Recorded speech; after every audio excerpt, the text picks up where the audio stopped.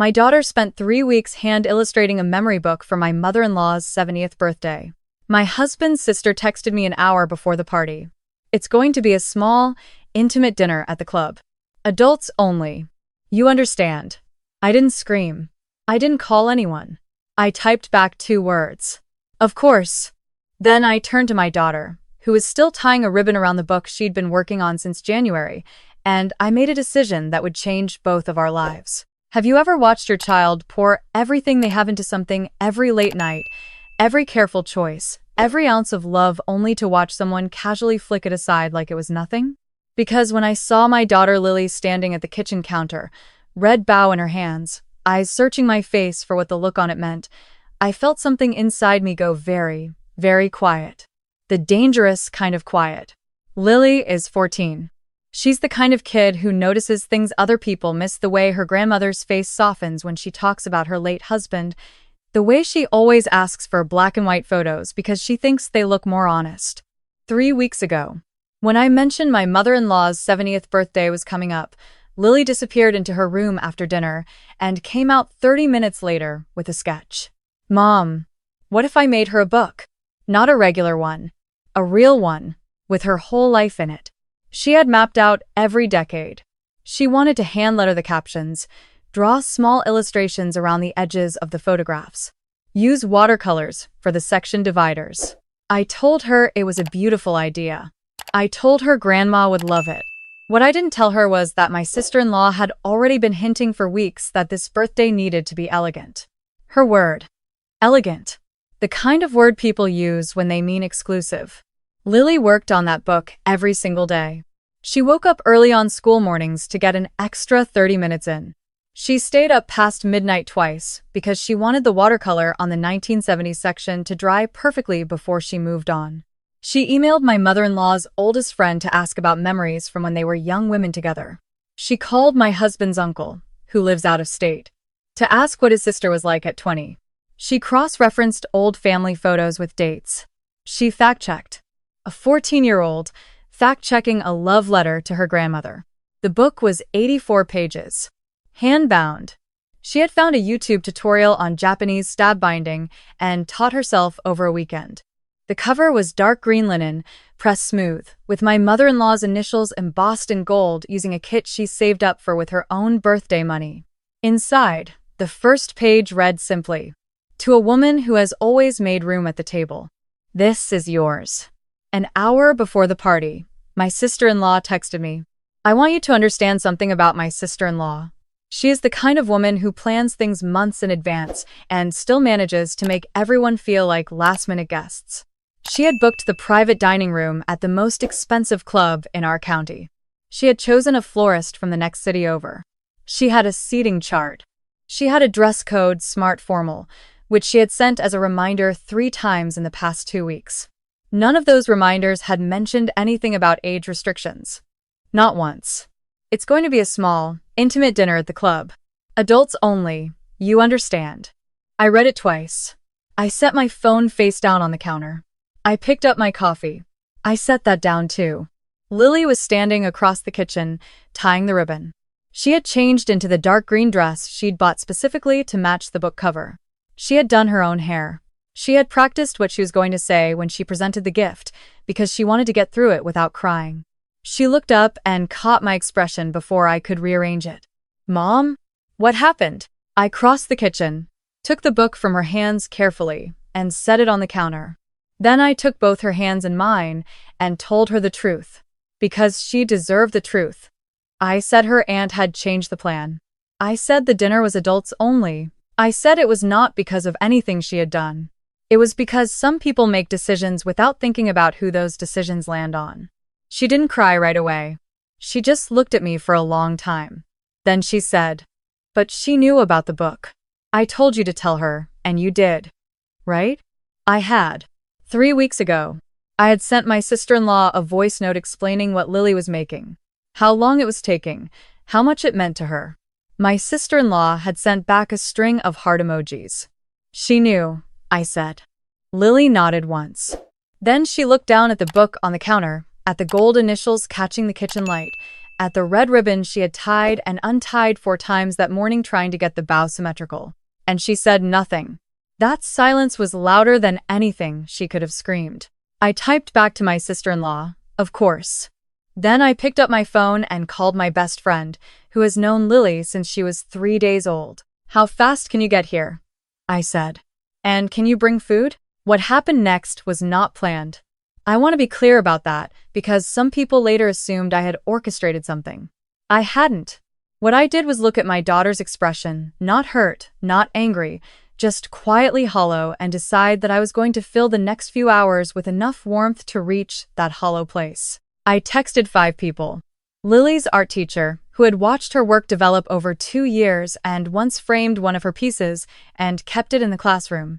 Our neighbor from down the street, a retired librarian who had taught Lily how to use the local archive when she was researching for the book.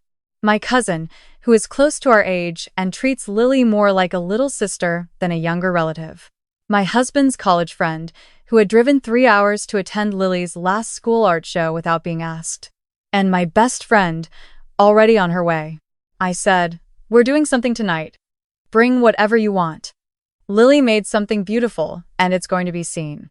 By 7 o'clock, my living room had 9 adults in it. Someone had brought flowers. Someone else had brought 2 bottles of sparkling wine and a bottle of sparkling cider for Lily. My best friend had stopped at the bakery on the way over and arrived with a lemon cake that somehow still had candles on it, even though it wasn't anyone's birthday. Lily's art teacher had brought a small easel and set the book open on it like the piece of work it was. People moved through the room, stopping at each page. I watched a 60-year-old librarian read my daughter's hand-lettered captions and press her fingers to her mouth. Lily stood near the doorway at first, uncertain. Then someone asked her a question about the binding. Then someone else asked how she had tracked down the story about my mother-in-law's first job.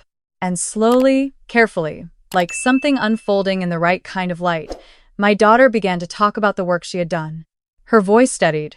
Her shoulders came down from around her ears. By 9 o'clock, she was sitting cross-legged on the floor explaining watercolor layering to a grown adult who was listening like she was the professor. At 11, the club dinner ended. I know this because my mother-in-law called me, not a text, a call. She had heard, apparently. My husband had mentioned it not to cause trouble, but because he had made the mistake of assuming his mother knew what her eldest daughter had done. She hadn't. My sister-in-law had told her only that the party would be keeping it tight.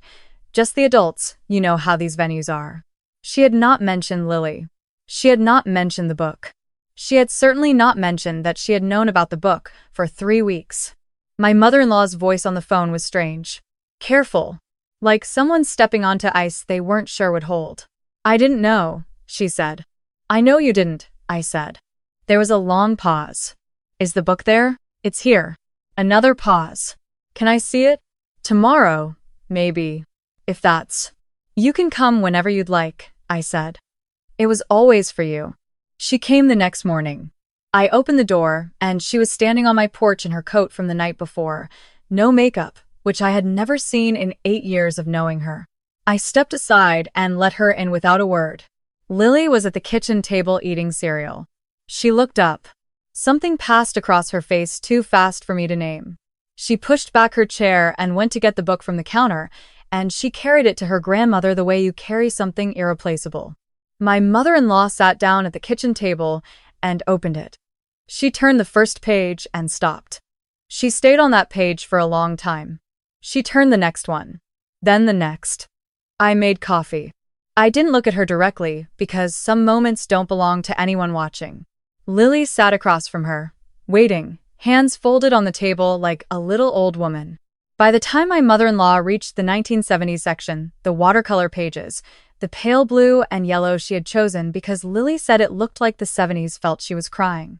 Not quietly, the real kind. She looked up at Lily and said, "How did you know about the dress I wore to your grandfather's company party?" "I've never told anyone about that dress." "His colleague's wife remembered it," Lily said. "I emailed her. She said you were the most beautiful person in the room." My mother-in-law reached across the table and held my daughter's face in both hands. She said something too low for me to hear. Whatever it was. Lily's eyes went bright. I thought it was over then.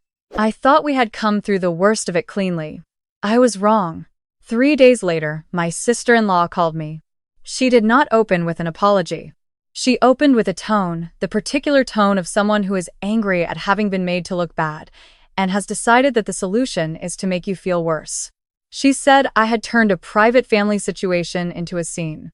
She said I had embarrassed her by hosting some kind of parallel party. She said people were talking.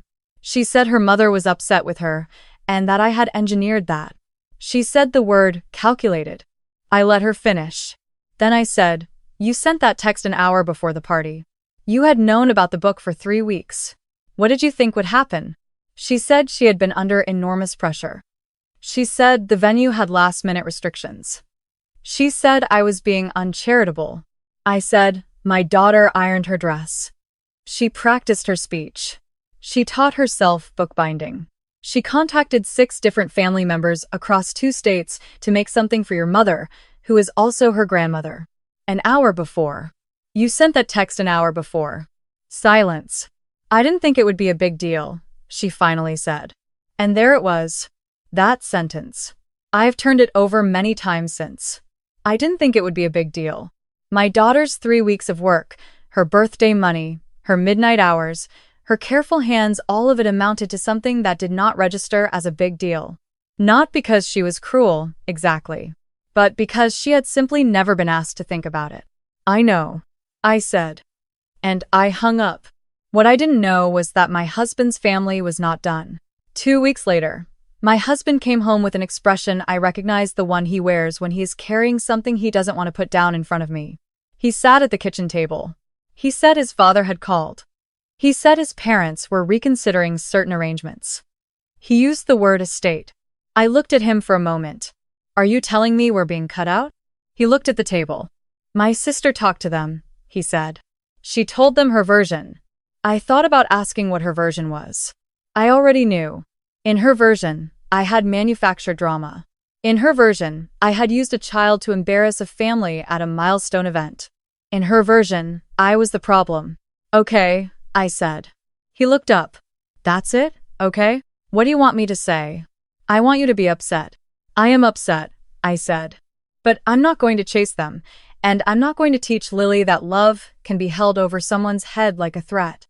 That night I went into Lily's room. She was sketching, which is what she does when she is processing something she can't say out loud yet. I sat on the edge of her bed and I told her the truth again, because she deserved it again. I told her that some people in the family were upset and that there might be some distance for a while. I did not tell her about the estate. She is 14.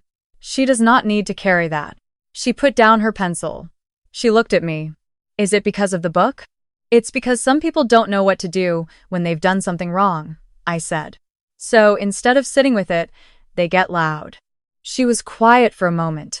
Then, do you think Grandma is upset too? I think Grandma is the only one in that family right now who is being completely honest with herself. She picked her pencil back up. She sketched for a minute. Then she said, I've been thinking about the book. Not that book. A different one. I asked her what she meant. She turned the sketch pad toward me.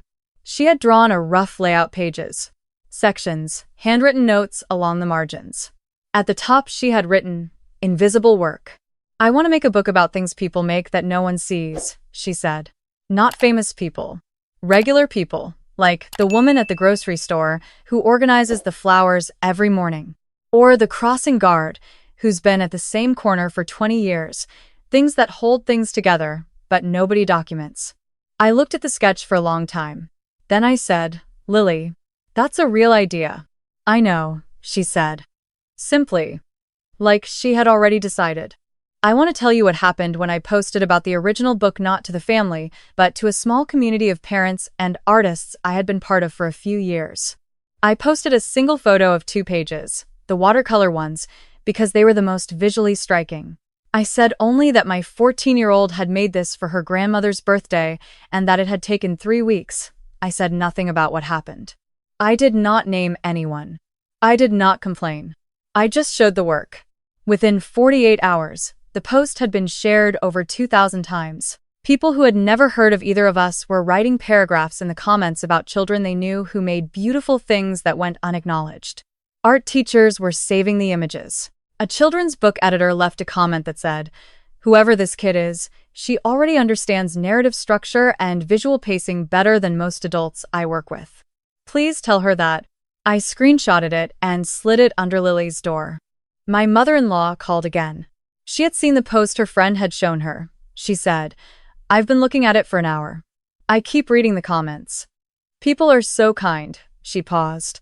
"Michelle, your sister-in-law," she called me. "She's not happy." "I know," I said. I told her she should have thought about that before. I didn't say anything, because I was not expecting that. I told her, my mother-in-law continued, slowly, carefully, that I would rather have that book than anything that happened at that dinner.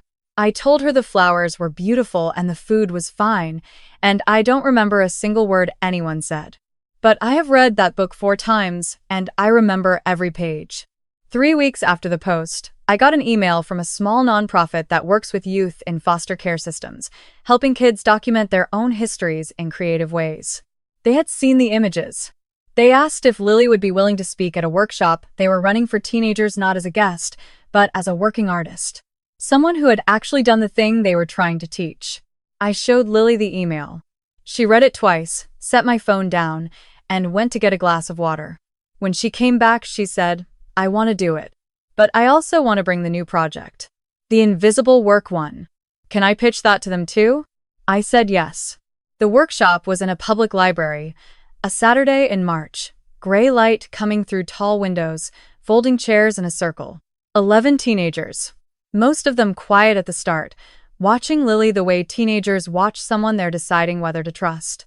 She brought both books, the finished one, and the sketchbook, with the new idea, still rough in the margins. She set the finished book on the table and said, "I made this because I wanted someone to feel seen. That's it. That's the whole reason." She talked for 40 minutes. Nobody looked at their phone. One girl in the back, who had not said a word the entire morning, raised her hand at the end and asked, "What do you do when you make something for someone and they don't care?" Lily was quiet for a second. Then she said, "You find out who does. And you make it for them instead. And you keep going, because the making is yours. No one can take that part." I was sitting in the back row, and I had to look at the ceiling for a moment. The nonprofit asked if Lily would come back. She said yes before I could say anything. My sister-in-law sent a text 2 months later. Not an apology, exactly more of an opening. She said she had seen some things online and that she hoped we were well. She said she thought we could get past what had happened if we were all willing to move forward. I read it twice. I thought about Lily at that library table. I thought about the girl in the back row asking what you do when no one cares. I typed back, "I hope you're well too." I left it there. Because some doors don't need to be slammed. They just need to be kept gently, firmly closed until the person on the other side understands what they're actually knocking for. My husband's family did not formally cut us out, in the end. The estate conversation seems to have dissolved. I don't know the details, and I have stopped trying to find out. What I know is that my mother-in-law drives over on Sunday mornings sometimes, and sits at the kitchen table with Lily while she works. She doesn't say much. She brings pastries from the bakery 2 streets over, and she watches my daughter make things, and sometimes she asks questions, and sometimes she just drinks her coffee. She told me once, quietly, near the door on her way out. I don't know how she got so steady, but she did. Don't let anyone shake that. I told her I didn't intend to. The invisible work project is real now. Lily has documented 11 people so far. The woman who arranges the flowers at the grocery store.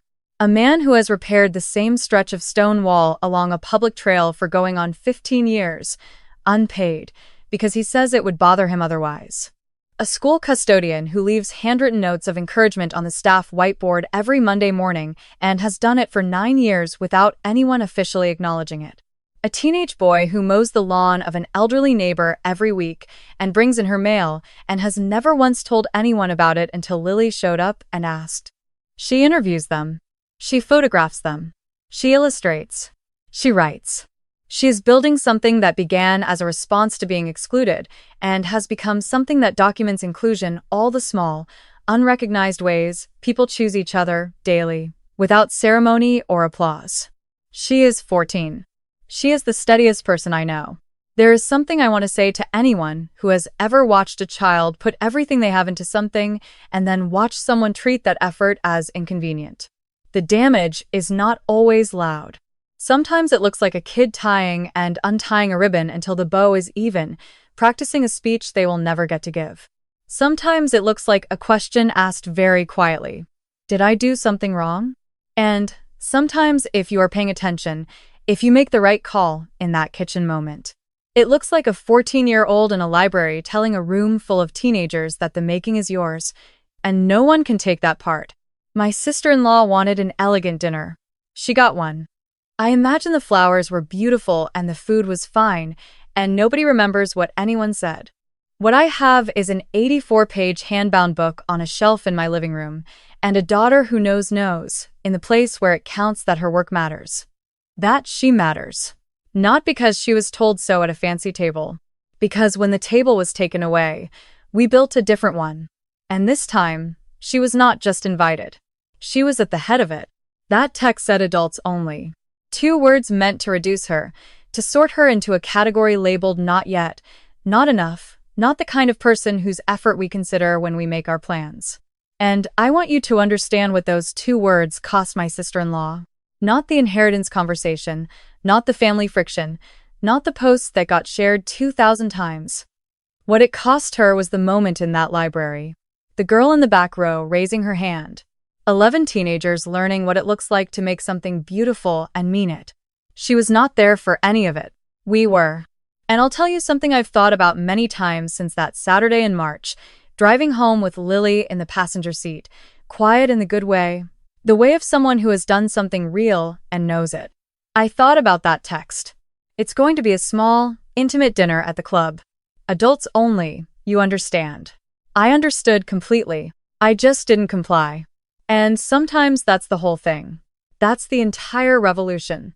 You receive a message that tells you and the people you love that you are not worth consideration, and instead of absorbing it, instead of teaching your daughter to smile through the sting of it, you type back of course, and then you do something else entirely. You set a different table. You light different candles. You call the people who have always already known your daughter's name. And you let the other dinner end the way all dinners end. With everyone going home and the flowers wilting by morning and nothing particularly remembered.